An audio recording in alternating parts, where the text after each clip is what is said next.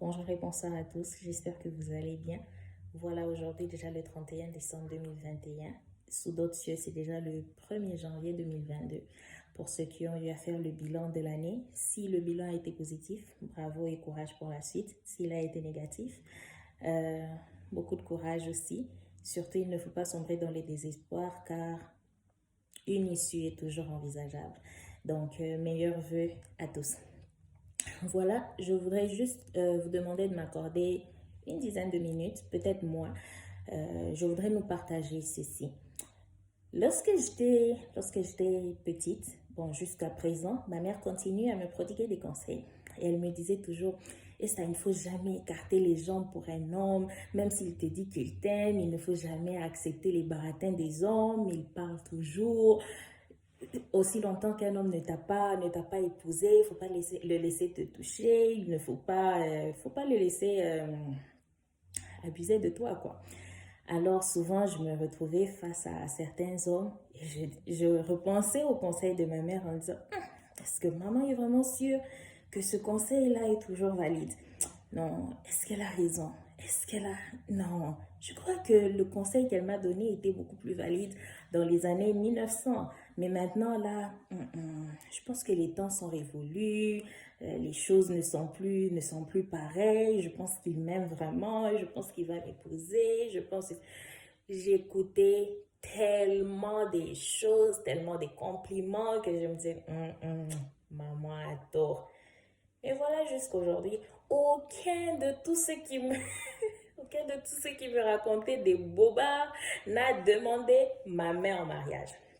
Mais bon, ce n'est pas ça, c'est pas là que je vais me focaliser. C'est juste pour dire, il y a certaines choses pour lesquelles on reçoit des conseils. Parfois on les applique, parfois on les applique pas. Comme moi, je dirais que j'ai toujours voulu avoir l'approbation de mes parents. J'ai toujours voulu être irréprochable aux yeux de mes parents. Donc, je me disais toujours, non, peu importe ce que je fais, je voudrais que mes parents soient fiers de moi. Bon, mais on a tous un passé, on a tous été jeunes, adolescents. Et aujourd'hui, il y a sans doute des choses pour lesquelles, si mes parents entendaient parler à mon sujet, ils seront choqués, fâchés contre moi, peut-être pour une semaine, un mois. Après quoi, la colère disparaîtra. Mais ça, c'est lorsque je m'inquiétais beaucoup plus, donc lorsque je me contentais beaucoup plus de l'approbation de mes parents. Ensuite, à un certain moment, je me suis dit, je cherche toujours à plaire à mes parents. Et quand est-ce que je ferai de mon mieux pour plaire à Dieu? J'ai alors commencé à revoir ma façon de me comporter, ma façon d'agir, ma façon de faire pour que Dieu soit content de moi. J'ai commencé à me poser la question, est-ce que quand Christ me regarde, il est content, il est satisfait?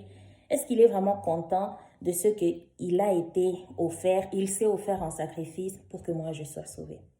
Je me suis tellement posé cette question plusieurs fois que désormais je dis, Seigneur, Saint-Esprit, prends les commandes de ma vie. Influence mes décisions, influence mes choix. Et moi, ce que je vous recommande aujourd'hui, c'est que on a tendance, ok, c'est facile de pécher, c'est facile de faire vraiment ce qui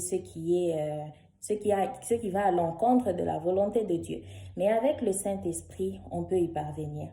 Il y a des choses, je ne sais pas te concernant toi, mais s'il y a, peut-être tu cherches à satisfaire, tu veux que ton patron soit fier de toi, tes parents soient fiers de toi, tu veux avoir l'approbation de ton mari ou de ta femme, tu veux que tes enfants soient fiers de toi, ou je ne sais pas, tes enseignants soient fiers de toi.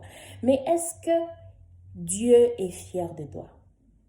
Est-ce que Dieu est vraiment satisfait de ta marche de tous les jours? Tu dois te poser cette question-là. Souvent, on dit qu'on aime Dieu. Et dire qu'on aime Dieu, c'est bien. Mais il faut aussi le prouver. La parole de Dieu le dit dans le livre de 1 Jean au chapitre 5, le verset 3. En effet, l'amour envers Dieu consiste à respecter ses commandements. Or, ces commandements ne représentent pas un fardeau. Donc, est-ce que le commandement de Dieu représente un fardeau dans ta vie ou c'est facile de mettre en pratique les commandements de Dieu? Est-ce que c'est facile d'être obéissant? Je ne pense pas.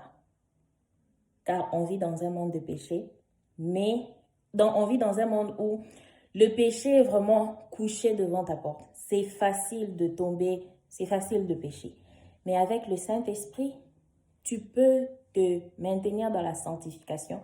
Tu peux mener une vie dans la vérité, dans la justice. C'est pour dire que tu peux avoir besoin de faire quelque chose, mais ce qui est en toi, la chair en toi, ne te permet pas de plaire à Dieu. Alors ce soir, moi, je vais te recommander, la seule solution, c'est de faire recours au Saint-Esprit. Demande au Saint-Esprit de tuer en toi tout ce qui constitue, tout ce qui représente un obstacle pour t'empêcher, tout ce qui te pousse à résister à l'action du Saint-Esprit dans ta vie. Que le Saint-Esprit tue en toi tout ce qui constitue un obstacle pour t'empêcher à obéir au commandement de Dieu, à la parole de Dieu. Pour finir, je vais dire ceci. Pour ceux qui marchent dans les voies de Dieu, c'est bien, persévérer. Avec l'aide de Dieu, vraiment, persévérer, n'abandonnez pas. Pour ceux qui vivent dans certains péchés, pour ceux qui ne sont pas encore tombés dans certains péchés, ne tombez même pas là-dedans. Je vais essayer de numérer certaines choses, juste comme ça. Je me suis inspirée d'une publicité qui disait « Si tu ne fumes pas, ne commence pas. Et si tu fumes, arrête ou quelque chose de pareil. » Donc, si tu bois, si tu ne bois pas, ne commence pas. Puisque c'est comme ça que les alcooliques avaient commencé. Et finalement, aujourd'hui, ils ne parviennent pas à arrêter. Et si tu es en voie d'arrêter, c'est bon. Beaucoup de courage à toi. Persévère, tu finiras par arrêter un jour. Si tu ne voles pas, si tu n'as jamais volé, ne vole pas. S'il t'était déjà arrivé de voler, essaye de faire de ton mieux pour te rattraper. Et à la longue, ne vole plus. N'envie pas. Apprends à te contenter de ce que tu as. Le manque de contentement a poussé plusieurs personnes à envier. L'envie conduit à la jalousie.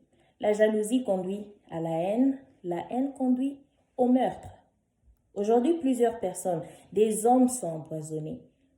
Des femmes sont empoisonnées. On veut lui prendre une petite kamikaze quelque part qui est attirée par un homme. Et pourtant, cet homme-là est marié.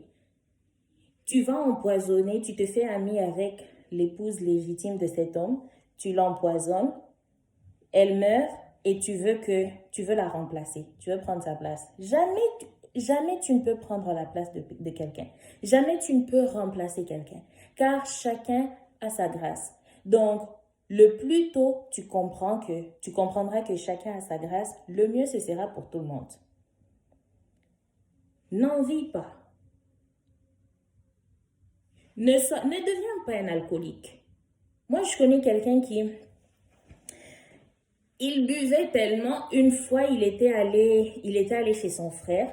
On lui a servi une bouteille on lui avait servi du whisky.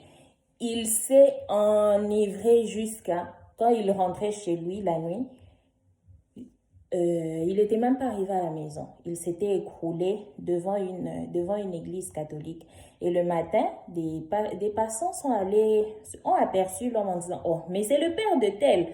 On est donc allé chercher les enfants de ce papa-là pour leur dire « On a retrouvé votre père allongé devant la cathédrale. Là.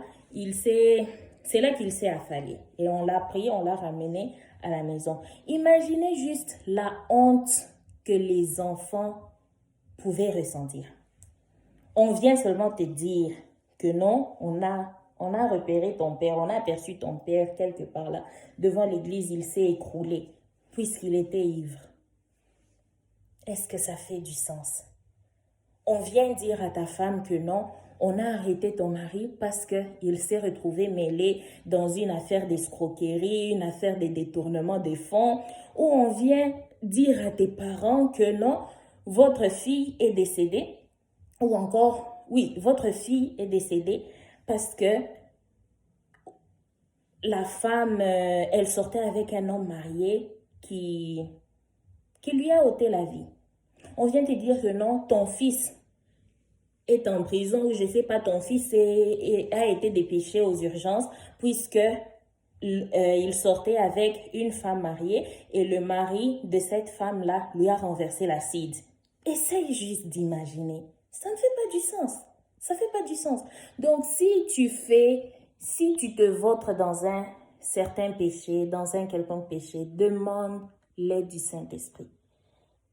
Pour toi qui continues à repousser en disant non, je vais venir à Christ dans une année, je continue encore à fêter, à faire la vie. Tu crois que, qui te dit que tu as même 5 mois devant toi? Qui te dit que tu as même 1 mois devant toi? Tu connais quel est le jour où tu vas tirer ta révérence? Ne cherche pas à repousser à demain. Ne cherche pas à repousser ta nouvelle naissance à demain. Tu vas continuer à la repousser jusqu'à quand? N'accepte pas de mourir bêtement. Mourir sans avoir donné ta vie à Christ. Christ est assurément le chemin, la vérité et la vie. Tu veux réussir dans la vie, tu veux aller loin dans la vie, tu as besoin de Christ. Tu as besoin de Christ. Toi qui es sorcier, tu me suis en ce moment. En tout cas, tu suivras cette vidéo à un moment donné. Repends-toi. Repends-toi. Parce que je suis sûre que tu connais le sort de tes anciens associés qui ne sont plus de ce monde aujourd'hui. Repends-toi. Viens à Christ. Tu attends quoi? Qu'on te tire les oreilles? Tu attends qu'on te fasse quoi pour que tu te donnes à Christ? Ce n'est pas aussi compliqué que ça. Tout part d'une décision. Est-ce que tu prends la décision de donner ta vie à Christ aujourd'hui? Est-ce que tu prends la décision d'abandonner tes mauvaises voies aujourd'hui? Prends une décision et accroche-toi à cette décision.